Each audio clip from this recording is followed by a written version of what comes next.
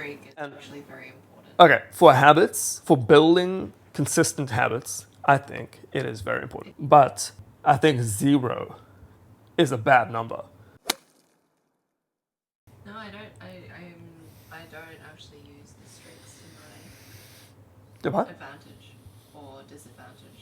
Ah, you don't really care about it. I don't really. I ignore it too. So, and especially, this was particularly inappropriate.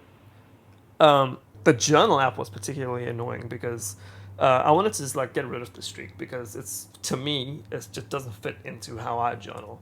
I don't need to be writing, a particular type of thing every single day. I like writing it enough that I will come to it regardless, probably once a day or something like that.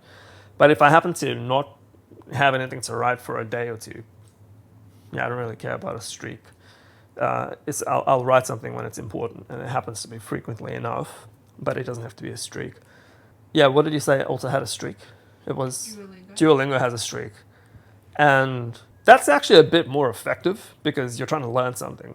And usually what they say is, do you commit to a 5-day streak? Do you commit to a 10-day streak? And it's like, yeah, I've actually agreed to that because I want to maintain habits every single day. So I have a habit tracker, and I track all the fundamental habits of mine, and I prefer to do it as consistently as possible. But it does actually give you this streak thing, which again, I actually don't really care for. I don't want that streak. I want to complete, let's say, 30 days of something. And then, yeah, I'll look at it and see how long it took me. If it took me like 2 months to do, or actually it took me about maybe the first 6 months to do a 30-day habit, which was to read something every day. I think the streak is actually very important. Okay, for habits, for building consistent habits, I think it is very important. If you're able to do 90 minutes, Yeah. or even So 10 minutes, I like it, and I've held myself to it. I like that. I like the consistency in exercise, and that's why I track my habits. But the idea of seeing the 0-day streak as your first metric when you go into an app, as the thing that tells you where you are in your progress, I think 0 is a bad number. It's not 0. You're progressing like that, you see. And the problem with the 0-day streak is my immediate response to it is, oh shit, I'm back at 0. I'm back at square one. When I'm not back at square one.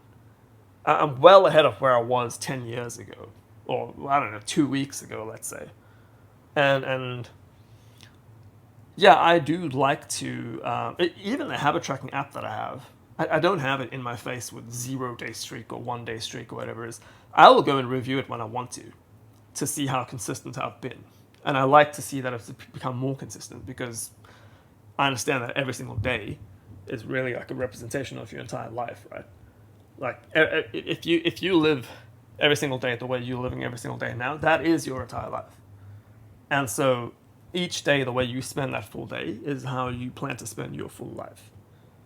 You know, so it's like powerful. I just rubbed the mic there. Apologies. and I think Any other questions? I think the 90, the streak has its disadvantages and its advantages. Absolutely. When Goggins said that you're only really doing something if you're doing it for a year, I was like, you know what? I like that idea. I like saying to myself, yeah, I'm going to do this particular thing every day for 1 year and see how that changes me. Very effective. Very effective. To try and do it. But let's say you come to like the 250th day and you miss a day for some reason. So what are you going to do? You can beat yourself up about it and then go back to day 1, day 0? I don't think so. Yeah. But effective. Do you try to manual focus? If you found that valuable, I think you're probably going to like something else. that I've come up with something else that's been cooking.